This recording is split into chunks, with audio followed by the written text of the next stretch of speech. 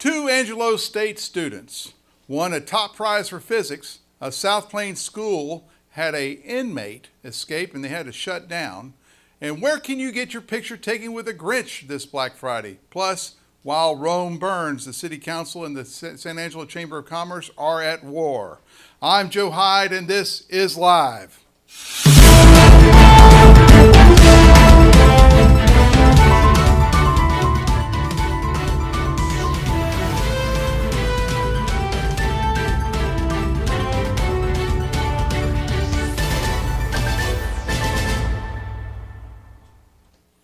We'll get to the news, but first, Christmas is around the corner. That means it's time to get your house ready for all those guests. Steve's Carpet Cleaning can help. With over 40 years experience, Steve's Carpet Cleaning will clean your carpet, clean your tile floor, clean your wood floor or laminate floor.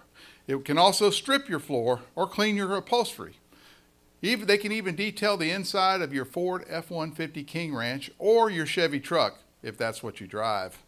Steve's Carpet Cleaning can clean any vehicle. Actually, Steve's Carpet Cleaning can also clean and disinfect your mattress too. Steve's Carpet Cleaning specializes in odor and pet stain removal. There's no job too big or too small. Call Steve's Carpet Cleaning at 325-374-6874 or see what they can do online at stevescarpetcleaningtx.com. Topping headlines today is the open war between the San Angelo City Council and the San Angelo Chamber of Commerce over economic development. The city significantly reduced the amount of hotel occupancy tax revenue it spends on the chamber. It's the chamber-run destination marketing organization that saw its budgets cut. Then Tuesday, the chamber withheld approval of a paltry $262,500 contract that the City Development Corporation, or COSA DC, has had for years with the chamber. Meanwhile, the COSA DC staff has been gutted, and it seems like no one is leading San Angelo's economic development charge at all. With Tuesday's action by the council to effectively punish the chamber, soon there will be no one left marketing San Angelo, while our sister cities like Abilene, Midland, Odessa, Wichita Falls, and even Lubbock and Amarillo will start poaching our big companies. This means jobs for you, and it's a big problem. See the story While Rome Burns at the top of the politics section on sanangelolive.com. Are you tired of the old Christmas photos with Santa Claus? Well, on Black Friday, Myers Drug will host the Grinch for holiday pictures. That's right, the Grinch will be at Myers Drug handing out treats. I didn't know the Grinch handed out treats. Well, anyway, meanwhile, while he's there, Myers will have a tote bag sale where everything you can fit in the tote bag will be 30% off. This is part of the Myers Drug Christmas sale, and you can watch the Myers Minute on San Angelo Live. It's on the homepage to check out more about this week-long sale next week. A San Angelo man was arrested on a grand jury indictment yesterday. James Wood was indicted on an invasive visual recording charge. Listen to that real closely. Invasive visual recording charge. That's when someone privately records another person in an area meant for privacy. In this case, Wood allegedly took a photo of a woman in a bathroom back on July 8th of this year. Wood was booked into the Tom Green County Detention Facility yesterday at 1:03 p.m., but was released about 2 hours later at 2:58 p.m. Wood did have a bond of $150,000. Two Angelo State University students won the top prize for their research presentations at the 2022 Physics Congress. And you guys got to follow me along here because it's got a lot of words I can't read that well. But anyway, it's called PhysCon, and it's held every 3 years, and it's the largest conference for physics and astronomy for undergraduate students. William Henning, who is a Paint Rock High grad, was named top presenter in the Statistical Thermal System category for his presentation and poster titled Equilibrium Times of 3D Edwards-Anderson Spin Glass and something else. But anyway, Gaurav Vetters from Kingsland, that's it, also in Texas, was the top presenter on the 100 Years of Momentum category for his presentation titled Detecting Cosmic Rays on Earth's Surface and Beyond. Both Henning and Vetters received a $100 reward and 1-year subscription to the Wolfram Mathematica software system.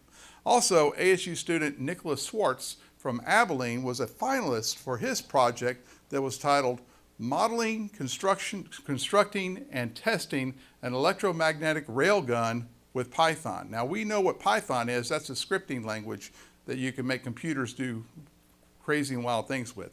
Dr. Michael Holcomb, an assistant professor of physics, said, "I'm proud of all of our poster presenters and their hard work they put into research and the time they committed to preparing and presenting their posters."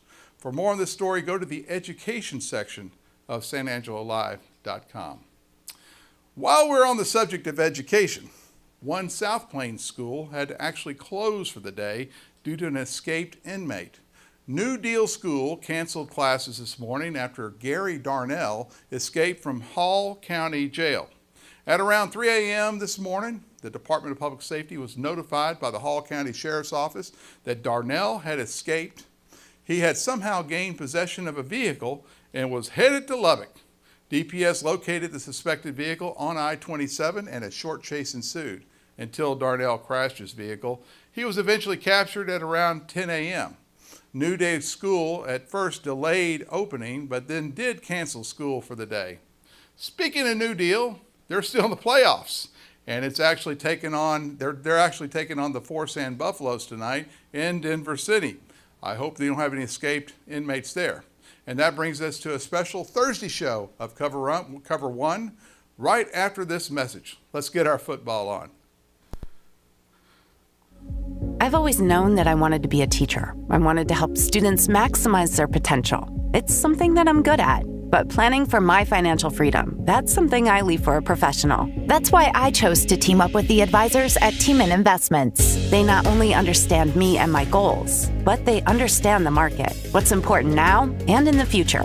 They provided world-class advice right where I am, here in West Texas. Connect with Tiemann Investments to visualize your financial dreams.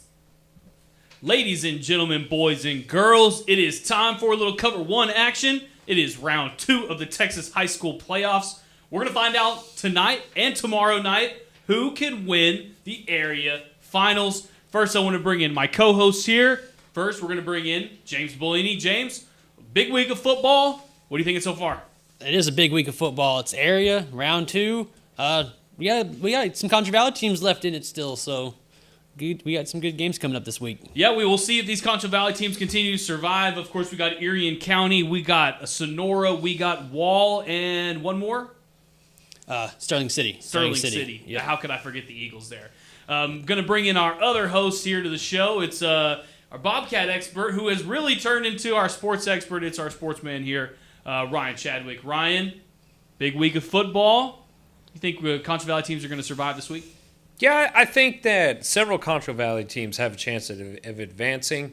Not only that, there's still some schools alive that were in Central's district. We got Legacy and Friendship in action this week. So it's going to be a good weekend of football. All right, well, let's just go ahead and jump right into it. It is the game to watch this week. It's the Erie and County Hornets taking on the Lakey Eagles.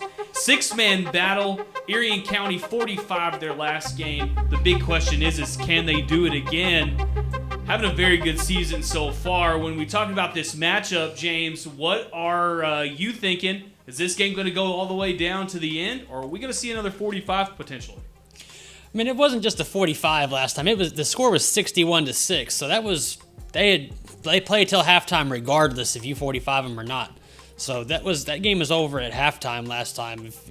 So they probably have a really good shot. You know, they beat May. May was they've been to state twice in a row and they lost both games. They beat May last week 104-91, which is a crazy score.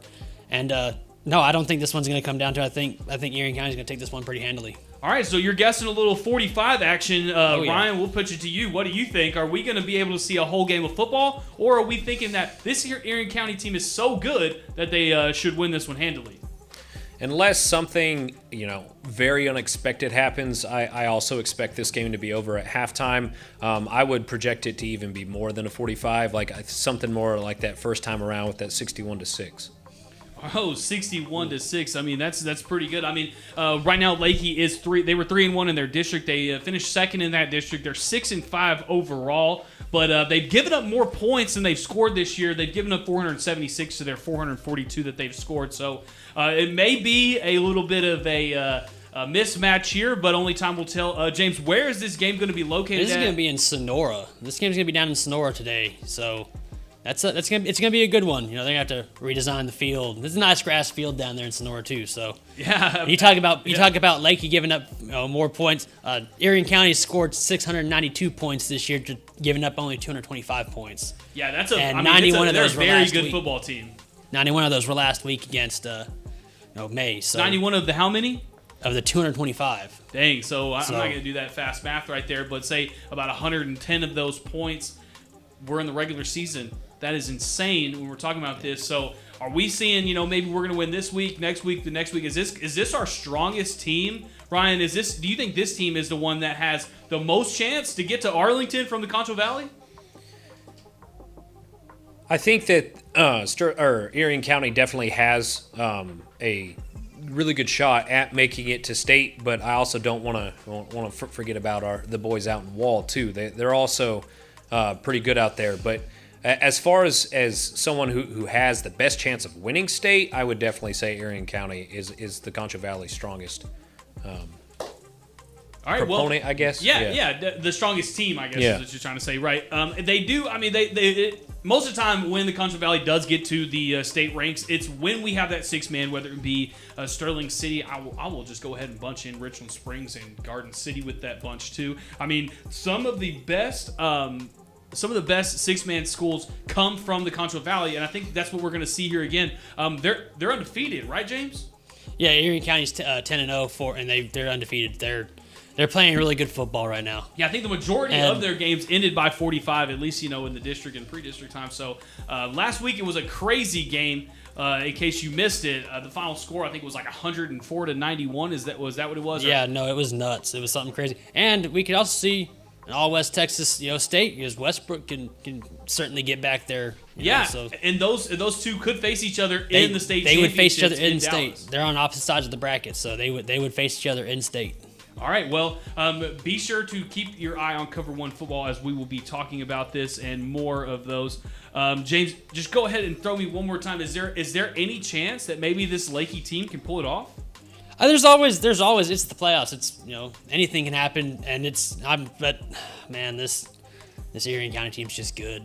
And I'm not taking a shot at Lakey or anything. Lakey, you're here in the area around. You're here. You've made it this far, so yeah, you can go out and surprise them, catch them overconfident, and it's hard to having trick plays at 6-man. I don't know how well trick plays work at 6-man, so. Hey, maybe try something just off the wall crazy. Maybe the Eagles will look at that game last week and see what the Tigers did and see if they will implement anything of that in their offensive game plan. Well, you can bet they're going to do that. All right, going to let you guys know about Double Dave's Pizza before we move on. Their pizza of the month. If you don't have any Thanksgiving plans next week, make them at Double Dave's Pizza. You get the Thanksgiving pizza that has hand-tossed crust, stuffing, brown gravy, diced turkey, mozzarella, onion, and cranberry sauce. All for $12. That's a medium all month long for $12. That's the pizza of the month there at Double Dave's Pizza there in Southwest Plaza at Knickerbocker Road at Sunset. Go call them, visit them online. However you like to order your pizza, make sure it is a Double Dave's Pizza. All right, moving on to our next game. It is also, Erie County was playing in Sonora. One team that is used to is the Sonora Broncos, who are still alive. And let's go ahead and talk about that game. It is going to be the Sonora Broncos taking on the Farwell Steers. Going to be a good one. Sonora has really won a tough game last week. Moving on. Pretty good odds to keep this thing going. Chadwick, we'll go to you first. What are you thinking about this game? I think that it's actually a really, really good matchup. It's going to be a tough test for Sonora. And, of course, they had that great game against Olney last week and, real back and forth the entire game. So I like to see Sonora advance in this one. They got a great coaching staff out there. I know that they're going to have a good game plan together. So, yeah, let's see them replicate the same results that they had last week. James, I know you really like to pay attention to this Sonora's team. You have all year long. You went to Sonora earlier this week. What is kind of the vibe out there in Sutton County? I think they need us to pick against them for them to win. That was something we talked about. Now, I went to practice. Practice was really relaxed. Practice was, that this is just business as usual. They were just, methodically going through it. It's going to be a good one there, and if. They thought they had a player that thought we picked against them last week here at Cover1, and we corrected that real quick. But I told them, if you need me to pick against y'all every week to get a win, I'll pick against y'all every week through mid-December. So there you go. Well, I won't, guys, because that Sonora Bronco team is really, really good. I mean, out of all of these teams out of the Concho Valley, I know we talked about Erie County. They're all really strong teams, but you cannot miss out on the Sonora Broncos team. Whether it's offense or defense, these guys are flying around on both sides of the football, making big plays happen. And I think that they're definitely going to roll this game and keep this going. Chadwick, you think that they're going to win this game, or who are you picking in this one? I'm going to just roll with the Broncos, Like, they've had a strong season so far, and I was really impressed with how they played last week. So, like I said, let's look to them to replicate that same success. James, for you, though, if you're saying, hey, we'll go ahead and pick away from you, give me some reasons why. What do you think that Farwell can do to take advantage of some of these things that Sonora does to, possibly win the game? Now, I think Farwell and Olney are really similar teams. Both those districts are very, very tough. Olney, of course, plays in Hawley and Cisco's district, and Hawley was at state last year. But Farwell plays in Stratford's district, and Stratford actually won the state last year against Falls City, and then they moved up to 2A1. So these Panhandle teams, big country teams, they're very, very good. But if you look at Sonora, if you look at the game last week, they had a fumble that recovered. A.B. Marquez for Olney picked it up, ran it back for a score. If you secure the ball, that could be 7 points going the other way. And they also had a big Giovanni Rockmore for Olney had a big, long 55-yard run. If you make that tackle, that's possibly 7 points you hold off the board. That makes it possibly a 35-14 ball game. So these Sonora kids can really, really play. They're a damn good football team. Yeah, and you know this firsthand because you, like I said, you went down there this week and you talked to their head coach. And I'm just going to go ahead and throw it to that. This is what he had to say. Coach Blake Weston here in Sonora got a win last week against only a very good team. Got Farwell this week. They're all good teams at this point. How's Farwell look? Man, really good football team. We got to come out and play Bronco football, and everything will take care of itself. But they are a very good football team. But we're a pretty dang good football team as well. You talk about when I called you earlier in the year, you said that Edgar Naloon doesn't get a whole lot of love, right. And I can certainly tell he had 2 touchdowns, 2 big time scores. Got behind the defense on the first one and got through the defense and broke away for a big long run. What's he mean to just your team and huge, you in general? And when you talk the defensive side, last year he had 190 tackles. I think this year he's around 160, 170. He's a great receiver. He's a great running back. We move him everywhere. He's just a really special talent on the football field. And we didn't use him early in the offensive side, but right now we've used him quite a bit, and it's showing. People are having to prep for him because he's a really special football player. Now let's talk about your quarterback, Jaime Butron. Sure. Jaime Butron. Yes, after Yellowstone, no one wants to be known as Jamie. Right. Right. Yeah, correct. So Jaime Butron, he won the Jimbo. We call him everything. He won the Built Ford Tough player against Forsan. What does he mean to your team in general, man? A leader. The kid's tough as nails. Every week people prep to stop him. He's just a special talent. Not only, we talk about these kids on the football field, but man, they're even better kids outside of the school. They're leaders of Sonora.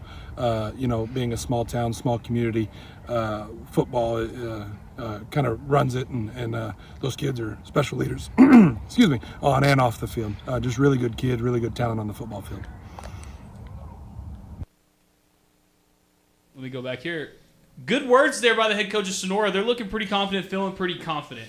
Speaking of confident, if you wouldn't feel confident about where you're buying hardware at, go down there to Angelo Bolton Industrial Supply at 808 Warehouse Drive. This is one of the best places in San Angelo where you can find everything you need, from nuts and bolts to screws to anything you need that's hardware. Even if you're looking for those power tools like DeWalt and Milwaukee, go down there to Angelo Bolton Industrial Supply at 808 Warehouse drive. All right, guys, moving on. We're going to go to our next game. This one is right here in San Angelo. So if you don't have anything to do, go out there and watch it. It is going to be a good one. And it is between the Friendship Tigers and the South Lake Carroll Dragons. Last year, when South Lake Carroll played the little Southwest Conference team, it was Midland Legacy, and they beat the dog. Can the Friendship Tigers do anything different against them? This Friendship Tiger team is really good, was really good in the little Southwest Conference all year. Won some big games, really explosive offense. Chadwick, we'll go to you first as our Southwest Conference expert there. What are you seeing for this game? Does Friendship have a chance? So Friendship is going to be facing an uphill battle all night. South Lake Carroll constantly just pulls the trigger and reloads on how good they are every year. Again, top 10 in the state. I think they're ranked number 7 right now. But yeah, so uphill battle. South Lake Carroll was really good. I think that Friendship actually does do some things well offensively that South Lake Carroll might not deal with as well. Last year, Midland Legacy's biggest strength was their run game, and South Lake Carroll's biggest strength is also their defensive line and linebacking core. So that didn't go well for Legacy. And on the flip side of that, Friendship just tosses the ball all over the yard. Very reminiscent of Lubbock football and Texas Tech. They run that air raid. The Hutchison cousins have a great connection between the two. I see the quarterback there just slinging the ball all over the place. I did see that Crowley last week did put up some decent numbers against South Lake Carroll through the air. So with that being said, Friendship should be able to move the ball a little bit better than Legacy did last year. But again, this one's going to be an uphill battle, and I just hope that the Tigers can make it close. Well, I mean, one thing that we have seen is the Friendship Tigers been able to play against these really tough teams. Like, they beat Midland Legacy. They almost beat Odessa Permian because, they were up by 1 million. James, we saw these games as they were live all year. We've been watching the Friendship Tigers sometimes more than we were watching the Bobcats because they were just so, just available there. What are you thinking about this game? I mean, will that offensive explosion be enough to hold them in the game? Maybe. I mean, hey, look at Legacy, and I was talking to Isaiah Garza last night, and he was, he's our Midland guy, and he talked about just how poorly that Legacy played, but they still beat them. Like, Friendship's still playing really good football. They get up on you by, 28-35 to nothing there in the first quarter, beginning of the second quarter, and you just kind of out of options. Like, everything has to just go right for you. I mean, they're gonna make sure that it doesn't. They're a good football team, so. I think we're in for a good one, but South Lake does have a running back. They got a running back. He's got 1,700 yards and 26 touchdowns. So yeah, one of the things with Friendship is even if like Midland Legacy last year, they went down really big in the first half. And one of the things about Friendship is if they go down ever really big, they're never really out of it. They have that offensive firepower to go ahead and keep going, whether it be their running back, whether it be out of the backfield. Like they torched Midland Legacy with that running back out of the backfield that they were throwing it to. And of course they got those deep threats down there. I mean, the quarterback definitely, in my opinion, is the best quarterback in the Little Southwest Conference. I think Tyler Hill's really good, but I think at the end of the day, Hutchison was just outstanding this year. And I think maybe, just maybe, they have a chance. So make sure you stay tuned and check out that one. Guys, I want to let you know about Davis Woodfin. He's a financial advisor at Edward Jones. He's making sense of investing.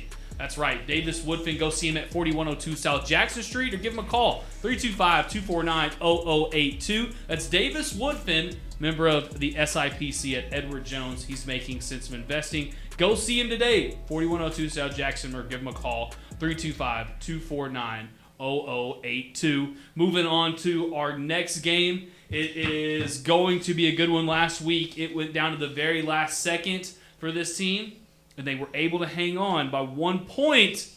Can they keep the magic rolling? That's the Sterling City Eagles as they take on Windthorst. Sorry about that. This is going to be a good one. Sterling City knows how to control the clock, and they also can score in a quick and a fast in a hurry. It was a very strange game last week, the first half, it was like a shootout. The second half, it really slowed down, and they were able to control the clock and really put Miles out of the playoffs, who I thought was honestly almost a better team. Ryan, you were there with me at the game last week. Moving on from then, you keep the momentum carrying forward, but what do you think about this game? Is it just maybe they beat all they could with Miles, or do you think they have a chance against Windthorst this week? I think Windthorst is actually like one of the better football teams. Like we're at that point of the year where all the teams left are decent football teams at the very least. So I think that Sterling City is going to have to play, heads up smart football. They're going to have to take care of the ball. They can't have any turnovers. They're just going to have to be pretty efficient. With the way they run their offense, they like the ground and pound. And one thing they did against Miles was slow the game down, right? They controlled time of possession in the second half. They went on those long 10-plus play drives. So I think for Sterling City to be successful, they're going to have to stick to that formula. Because you don't want to fall behind the ball when you run that kind of offense. But yeah, like anyone, just like Wall, anyone who runs that offense, that type of offense on the ground, if you keep the game close, it's always in your favor. Yeah, we talked to Sterling City's coach last week after the game, and he just basically said it straight out. Not many teams are out here running the wing T anymore. You're not gonna be able to see that. And so if you've never played before, or if you never played against it before, there's a bunch of reads that you have to read, and if you're not used to making those, it's easy to keep those 4 yards, keep the chain moving, and winding down that clock. But for the Trojans, they are 5-1 in district. They won their last game, but they only won it by a touchdown. James, you've covered Sterling City all year long. What do you think that Sterling City has to do to come out on top in this football game? I think they need to do what they've been doing all season. Just like Ryan said, just control the clock, do what you do. And I got some big kids there at Sterling City, and I actually learned today that they have more kids than Miles does. I talked to Miles' head coach today, and he said they're a good football team, and they are. Trey Sisko's a really good coach. And he's obviously coached 11-man when he first got there, then coached 6-man and took his team to state. And last year they went I think 3-4 rounds deep, and then now this year they're back to 11-man. And don't think all that extra experience, even though it's 11-man experience, you're still used to playing in these big games.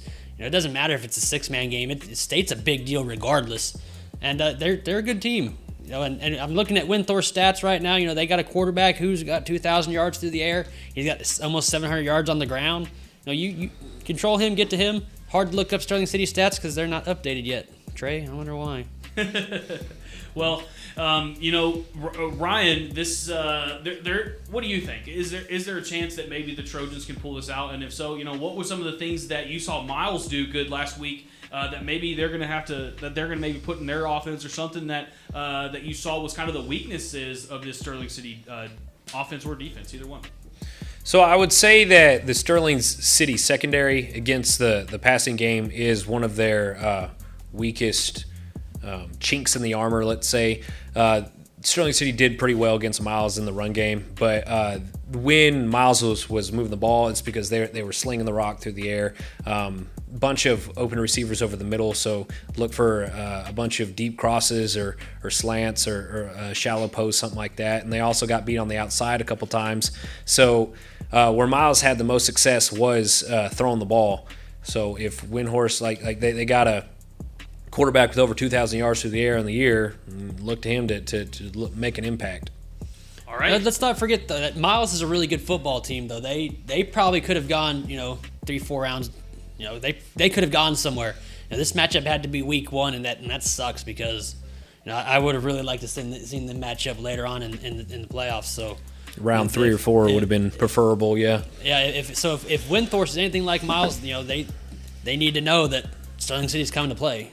Here's my only question, though. Do we think that Sterling City has a chance to keep this momentum rolling? And, are they one of those true contenders that we were talking about? I say why not? I think that it could honestly be a coin flip game tonight, right? If Sterling City shows up and they run their offense like they know how to do, they play pretty sound defense in the run game. So if they just keep doing that and they don't make mental mistakes, then yeah, I think this Eagles squad is pretty good. I think so too.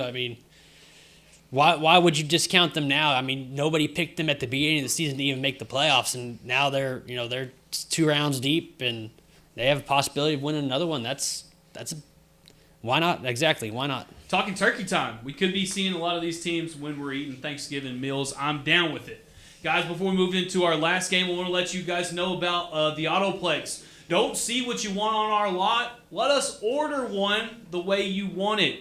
The Autoplex can order you anything you want, whether either you're talking about this nice Ram pickup or if you're talking about a Jeep Grand Cherokee.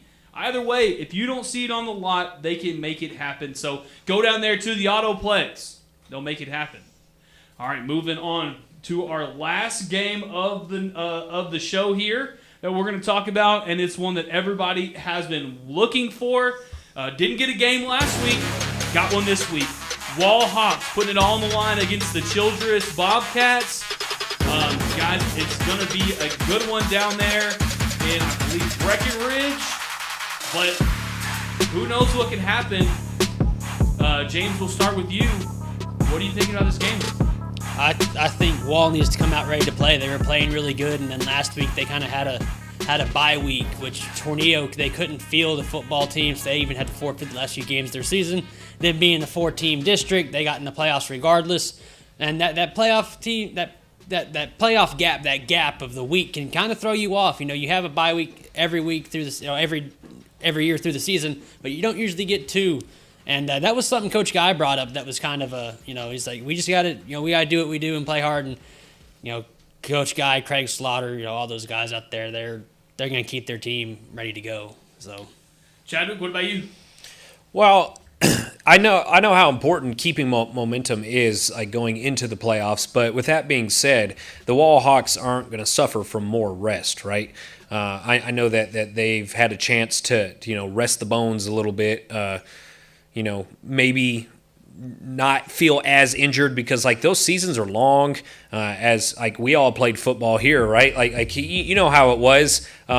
Towards the end of the season, like you'd wake up in the morning and everything just kind of hurt, Right. So, like, while Coach Guy said that they're playing great, they want to keep that momentum, and I understand all that, but more rest will do nothing but get your body ready to play this game on Friday. Yeah, me and James were talking about it earlier in the week.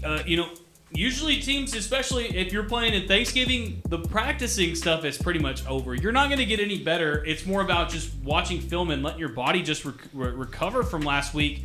Wall didn't get to play last week, but if we talk about Sterling City, they had a short week last week. Coming off a short week, you have that extra day. That may help them. But Wall, you got a whole 2 weeks that you were able to prepare for Childress. And it's not like it was a surprise that Childress won their last game. I think everybody on the Wall coaching staff probably saw that and probably knew that was coming and have been watching film for 2 weeks on these guys to make sure their team is ready. Another point I want to make, Ryan, you talked about is your body being sore. Now, imagine your body being sore and then somebody running the triple option that Wall does at you every single play. Run blocking, trying to pile drive you, run right over you. That's got to affect him, doesn't it? Oh, yeah, of course. And to Childress's credit, like, I know they're a good football team and they're going to be ready to go. But anytime you go up against an offense like that, the whole point of that offense is to grind you down by midway through about the second half, and into third quarter, early fourth quarter range is when those offenses usually really start taking over. It's when you see the real long 10-plus play drives that take 5 to 10 minutes off the clock. But even defensively, with this rest, Wall's going to be able to fly to the ball even faster. They're going to be able to hit harder, So I personally think the rest is going to be good for these guys. Yeah, I think so too. James, you were there at Wall this week. What was I asked you earlier? What was the vibe of Sonora? You were there, but same kind of question. What are the thoughts coming out of that camp right now? I don't think Coach Guy knows what the word vibe means. No, they're ready. Those guys always have their team prepared. Another thing is, this team is a fairly young team. There's a bunch of juniors and sophomores out there making plays for them. They're not very senior heavy. So that's helping them to being young, not having all the extra year of wear and tear. I know you usually, when you're talking about this stuff, you're usually talking about veterans in the NFL and everything, but Now, this Wall team, they're young, they're hungry, and they're going to be prepared, ready to play. And Coach Guy is always going to have his team prepared to play. That he's been there for a long time. He's done a lot of winning down there. I'd say down there, over there. He's done a lot of winning, so they're going to be prepared regardless. So yeah, I mean, and that's the beauty of it all over there at Wall. It's just one big system, plug and play. Yeah. So, James, as I was saying, you were at Wall this week, and you got a quick interview with Coach Guy. And with that, we will go ahead and go to that. All right, Coach Guy, Wall Hawks out here. First off, y'all lost the game last week. That can't, y'all are playing really well. Does that mess with your team at all? Or as we were coming into the playoff run, we felt like we were playing, as good as we have all season long. You're hitting on all cylinders. Your defense was playing really sound and great football. Your offense was clicking, and your special teams was looking really good. And so you don't want to take that bye week off. We didn't want to, but that was the cards we got dealt. And so we prepared last week like it was a game week. We took it real serious. Our kids, were focused and they were locked in. We knew we had one or two teams, so we repped both of them last week, and then drawing Childress after Friday night. We drew Childress and had a really good practice today. All right, how does Childress look on film? How do they look? They're scary good. They've got their offensive defensive line are really sound. They're big physical kids. They've got a receiver that's very, very difficult to cover. We're gonna have to make sure we keep him in front. They got a good running game. The quarterback takes care of the football and doesn't make bad decisions. And so they're a very sound football club. That they are. They're a very sound football club. It's going to be very interesting to see what ends up happening. But, of course, you can check it out. We'll be at the game, so we'll have all of the highlights right here on our Cover 1 show tomorrow night at 7 and 10 o'clock. Guys, this has been fun. Let's go ahead and wrap up some final thoughts of our pregame show, maybe some predictions, whatever you got, whatever you want to give it. Ryan, we'll go to you first. What is kind of your final thought of this pregame show? I just want to say congratulations to the Sterling City Eagles. No one picked you at the beginning of the season. Everyone counted you out. You weren't supposed to do anything in district, but you made it to the second round of the playoffs. Go out and have fun tonight, And for my pick tonight, I'm gonna go ahead and go with Wall. I think that the Hawks are going to win, and they're going to advance to the third round. All right, James, give me one final thought and a pick. All these teams made it to the second round. That's a great deal. It's shows how much work has gone and all this work's being paid off, and all this hard work by the coaching staff and the kids. That's all great and everything, and I'm happy for. I think Sonora is going to beat Farwell. I think they are, but if they need me to say Farwell is going to beat them, we'll do that. So they can get a win. All right. I'm excited for it. For my final thoughts, I think, that Erie County probably has the highest chance of any of the Contra Valley teams to make it to state. So we're just praying tonight. You go down there to Sonora. It's not too far from your crib. You kind of know, it's kind of Contra Valley still. So go down there, handle your business, win by 45. It's a very not easy, but it's a very obtainable goal to win by that 45 because this Lakey team is definitely not as good as Erie County. So I think there. And with my pick, guys, I'm going to have to go with Sterling City's going to lose. I'm going to go ahead and say that. I think, they did all they could last week. They won against Miles, who kind of was almost a rival to them. That same Contra Valley school. They played them in the regular season. They led up that game. And so I think they had a little vengeance and a fight in their belly to continue that on to a team that you don't know and to a team that is a very good team. I think it might be a little too much, so for my pick, I'm going to go ahead and pick against the Contra Valley team, and I say that Sterling City will end up losing this game. James, I see you smiling. No, you're just a hater, man. Just a hater? Yep. You say all this stuff, and I have to go do damage control with these coaches. So. Well, I'm going to get a phone call. Trey Sisk's going to call me and be like, yo, what the hell is this, man? So...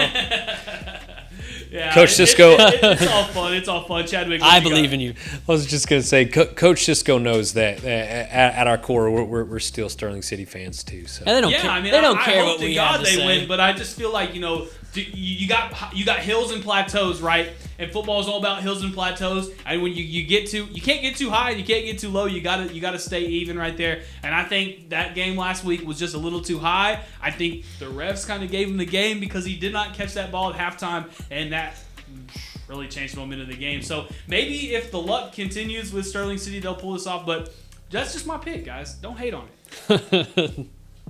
All right, this has been the Cover One pregame show. Today we did it a little different. We decided to go on Thursday so we could get you guys wrapped up on all the Thursday and Friday games. But don't miss tomorrow night, 7 and 10 o'clock. That's going to be our Cover One halftime and post-game show where we'll have highlights, stats, scores, coaches, interviews, and of course you get to hear from me, James, and Chadwick. Won't actually be here this week. I'm gonna have to pull a fast one and pull out. But James and Chadwick will be here to give you everything you need to know. So tune back in at 7 and 10 o'clock. Want to shout out to all of our sponsors: Angelo Bowl, All American Chevrolet, the Autoplex, Davis Woodfin, Teeman Investments, and of course Double Dave's Pizza. Guys, don't forget 7 and 10 o'clock on Friday for all of us here at San Angelo Live. We will see you guys then.